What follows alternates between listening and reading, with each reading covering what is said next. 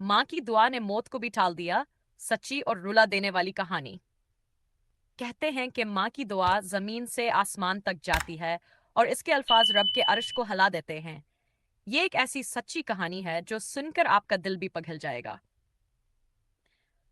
एक गरीब मगर नेक औरत जो एक कमरे के घर में अपने बेटे के साथ रहती थी।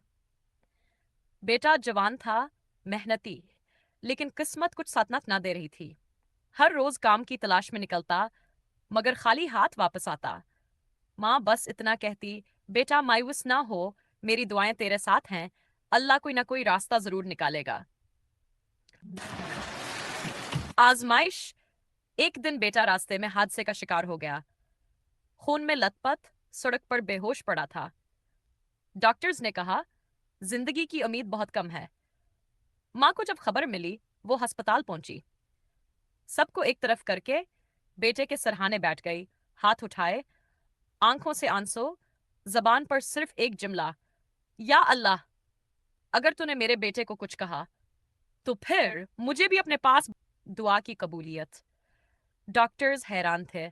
जिस नौजवान को वेंटिलेटर पर रखा गया था, अचानक इसकी सांसें बहाल होने लगीं, रिपोर्टें नॉर्मल आने लगीं। एक हफ्ते के अंदर वो चलने लगा। सबने कहा ये माजिजा है, मगर माँ ने सिर्फ इतना कहा, ये माजिजा नहीं, ये माँ की दुआ है। इख्तितामिया और सबक। आज वो बेटा कामयाब कारोबारी शख्स है और हर जमे को अपनी माँ के पांव दबाने जरूर आता है। याद रखो, दुनिया की हर दुआ में शायद देर हो, मगर माँ की दुआ में कभी देर नहीं होती और कभी इनकार नहीं होता।